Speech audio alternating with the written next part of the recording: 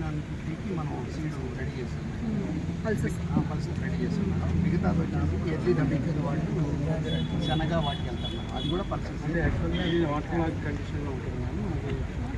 ఇక్కడ అయితే మన Pushkar left main canal Polavaram LMC నుంచి అదొకసారి ఆపరేషనలైజ్ అయితే మాకు లిఫ్ట్ పెట్టి ఆ లిఫ్ట్ తగ్గిపోతుంది కాబట్టి మాకు లిఫ్ట్ పెట్టి రంగంపేటకి ఇవ్వండి.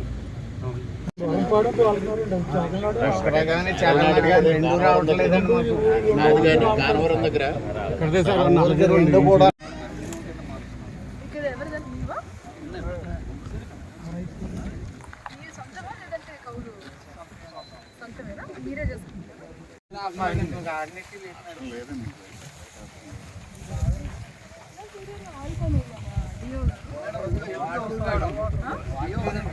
ఎదురుగా ఆయిల్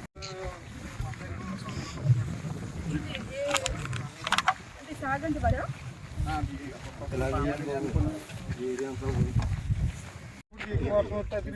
ఈ సంవత్సరం రిస్క్ తీసుకోవచ్చు.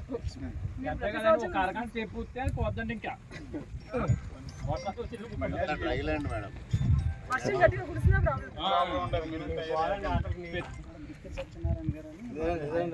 మినుములు, కందులు, గట్ల ప్రకృతి వ్యవసాయ విధానాలు పాటిస్తానని యాక్చువల్గా మనం ప్రకృతి వ్యవసాయ విధానాలకి చేయడానికి ఇవి మనం బొర్రు ద్వారా వేయించాం మేడం.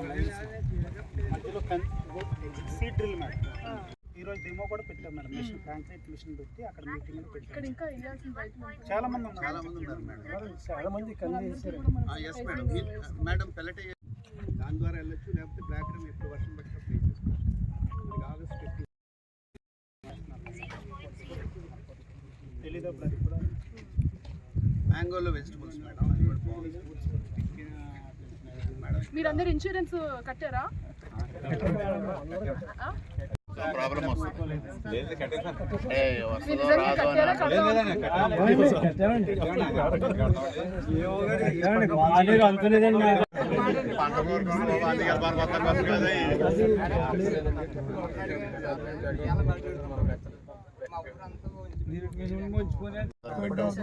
రైతులందరికీ కూడా బాగా ఉపయోగపడ్డారు. మళ్ళీ 5 years లో దాన్ని అందరూ కూడా ఇన్సూరెన్స్ రావాలని కోరుకోకండి.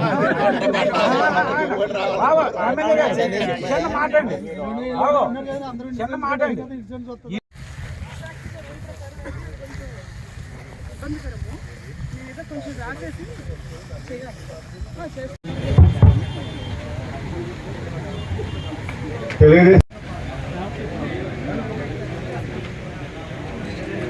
నుంచి హార్టికల్చర్ డిపార్ట్మెంట్ వారు వరిని వేయకుండా ఆయిల్ పామ్ కి కన్వర్ట్ చేసుకుంటే అందులో ముందు అట్లాగే హార్టికల్చర్ డిపార్ట్మెంట్ గారు కూడా వచ్చున్నారు. మరి ఈ సందర్భంగా మాట్లాడారు. మన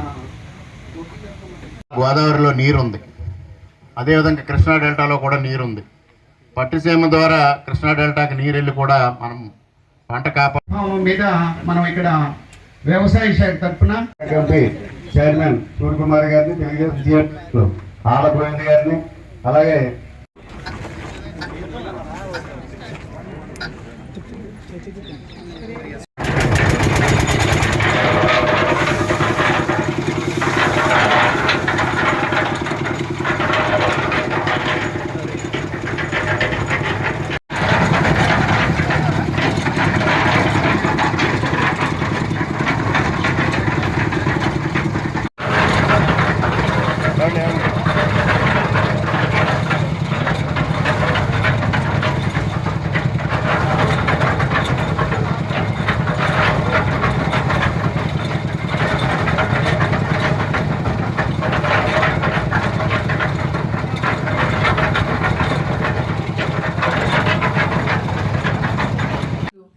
అనపర్తి నియోజకవర్గ ఎమ్మెల్యే గారికి, ఇక్కడ సభలో ముఖ్యంగా ఉన్న రైతులందరికీ, ఇతర పెద్దలందరికీ, అధికారులకి అందరికీ కూడా నమస్కారం.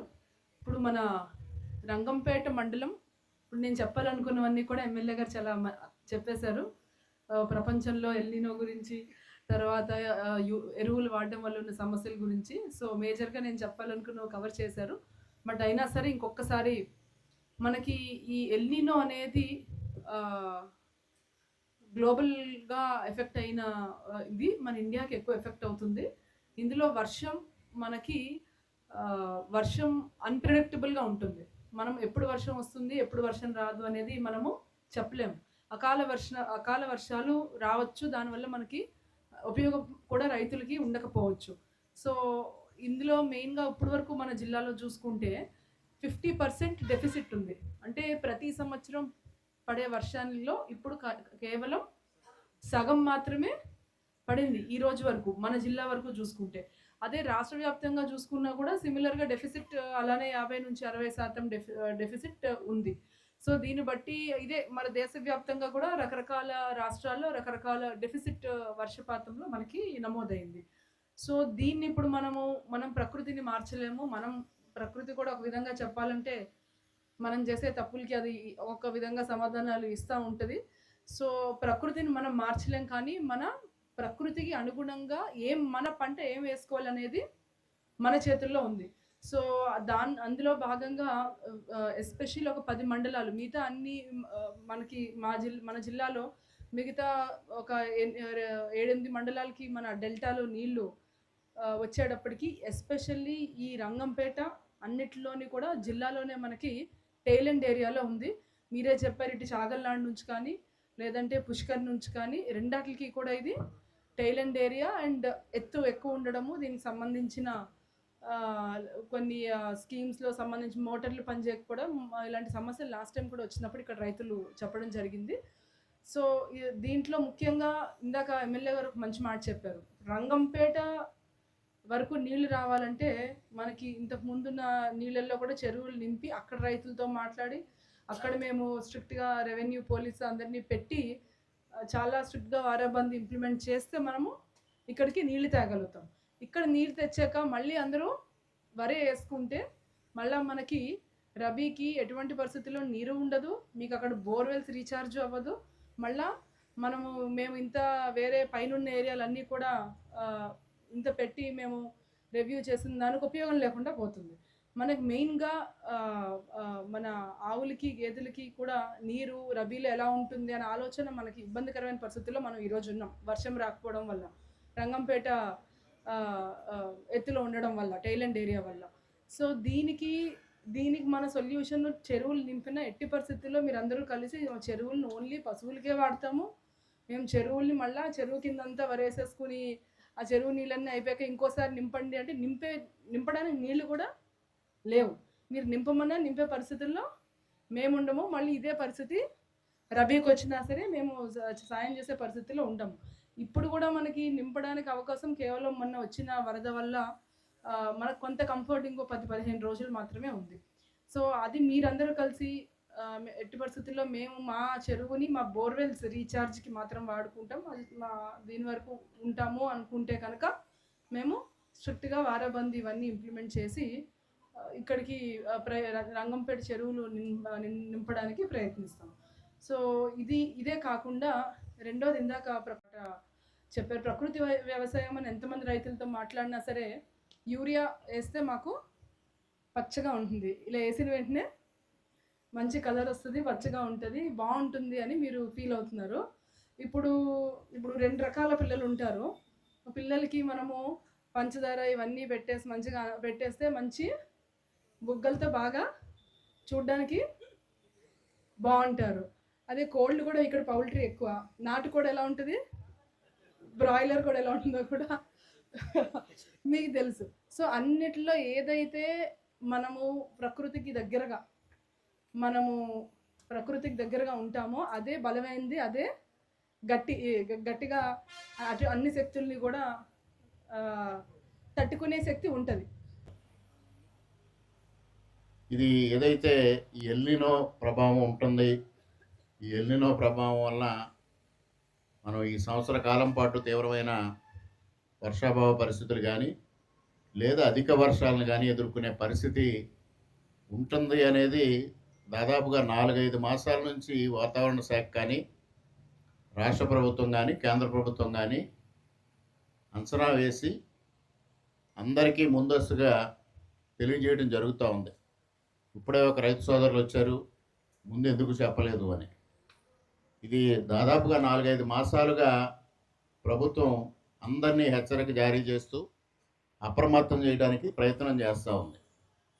అదేవిధంగా వ్యవసాయ శాఖ అధికారులు, ఎక్కడైతే మండలంలో వ్యవసాయ శాఖ అధికారులు కానీ, జిల్లా స్థాయి వ్యవసాయ శాఖ అధికారులు కానీ, వారు కూడా పర్యటనలు చేస్తూ ఈ ఎల్నినో ప్రభావం చెప్పడం, దానికి తగు జాగ్రత్తలు తీసుకునే విధంగా రైతులను అప్రమత్తం చేసే దిశగా కూడా ముందుకు వెళ్ళడం జరుగుతూ ఉంది. అయినప్పటికీ కొంత కమ్యూనికేషన్ గ్యాప్, లేకపోతే ఆ సమావేశాలకు వారు రాకపోవడం వలన, లేదు మనకు ఉండే ఏ విధంగా అయినా వాటర్ వస్తుంది, మనం పంట పండించుకోగలుగుతాం అనే ఒక ఓవర్ కాన్ఫిడెన్స్, ఆ ఓవర్ కాన్ఫిడెన్స్తో పంట వేసేసుకుని లేకపోయేటప్పటికీ ఒక అసహనం రావడం, ఆ అసహనాన్ని ఎక్కడో చోట వ్యక్తం చేయడం అనేది సహజంగా జరిగే పరిణామం. దాన్ని మనం తప్పుపట్టాల్సిన పని లేదు, కానీ వారికి సక్రమంగా విషయం అవగాహన అయ్యేటట్టుగా తెలియజేయడానికి మరలా ప్రభుత్వం ఈ కార్యక్రమాన్ని ఏర్పాటు చేసింది.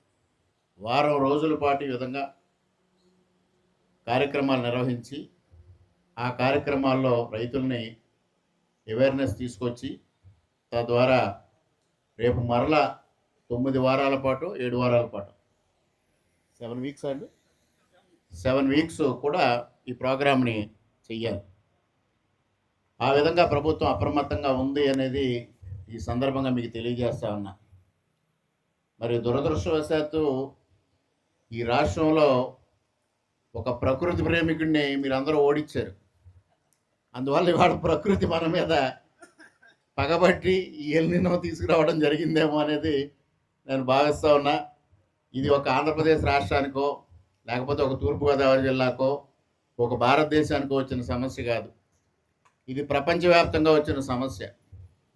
ప్రపంచం మొత్తం మీద ఈ ఎల్నినో ప్రభావం రావడం, పసిఫిక్ మహాసముద్రంలో ఏదైతే కొంత ప్రాంతంలో టెంపరేచర్స్ పెరిగి దాని ప్రభావం ఎల్నినోగా మనకి వర్షాభావ పరిస్థితులు, లేకపోతే వర్షం పడిన చోట డౌన్పోర్, క్లౌడ్ బరస్ట్ మాదిరిగా వర్షం రావడం, ఇటువంటి విపరీతమైన ప్రకృతి మన మీద ప్రకోపం చూపించే పరిస్థితి వస్తుంది. దీన్ని సమర్థవంతంగా ఎదుర్కోవాలి, ముందు జాగ్రత్తతో ఎదుర్కోవాలనేది ప్రభుత్వాల యొక్క ఆలోచన.